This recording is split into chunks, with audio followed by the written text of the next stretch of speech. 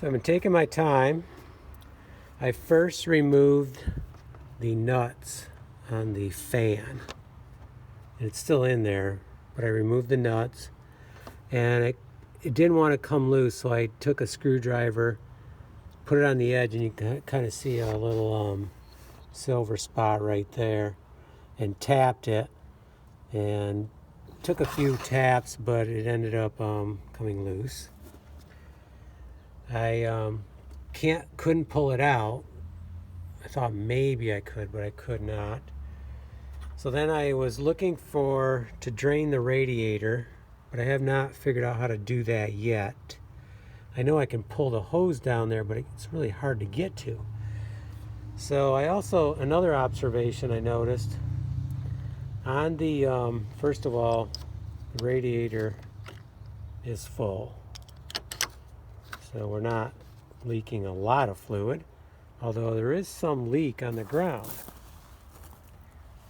And when I looked at the hose that goes from right here over to the reservoir, right here it was wet.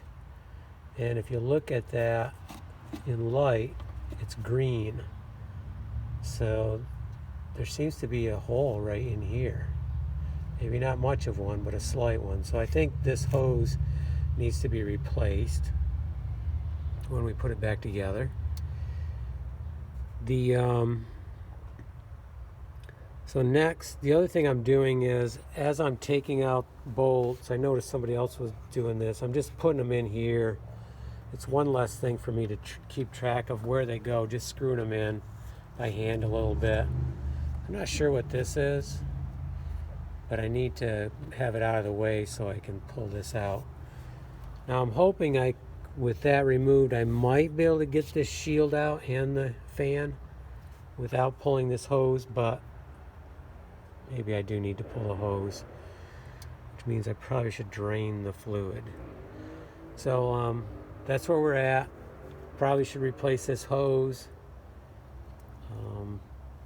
Other than that, I may have to look on the YouTube video to see how to best drain the radiator. I know where I can get the hose, but it's hard to get to, really hard to get to. Okay, that's where we're at. Taking our time.